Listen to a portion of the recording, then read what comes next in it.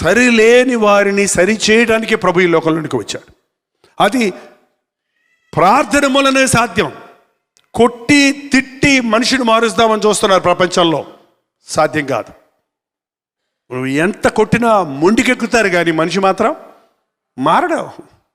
నువ్వు తిట్టే కొలిది బండబారిపోద్ది వాళ్ళ మనసు, కానీ వారి జీవితాన్ని మార్చుకోరు. కానీ నువ్వు ప్రార్థిస్తే, ప్రార్థనతో అసాధ్యమైంది ఏది లేదు. నువ్వు ప్రార్థిస్తే, నువ్వు సంపూర్ణమైన భక్తి కలిగి ఉండాలి. మన జీవితంలో కొన్నిట్లో నాకు జయం ఉంది, కొన్నిట్లో నాకు జయం లేదు అని అంటున్నామంటే నువ్వు పూర్ణ హృదయంతో విశ్వాసంతో మొరపెట్టడం లేదు, ప్రార్థించడం లేదు. నీ భర్త మారాలని, నీ భార్య మారాలని, బిడ్డలు మారాలని, నీకు రావాల్సిన డబ్బు రావాలని, నీకు ఉద్యోగం దొరకాలని, నీ గర్భఫలం కావాలని నువ్వు మొరపెట్టినప్పుడు పూర్ణ హృదయంతో మొరపెట్టాలి.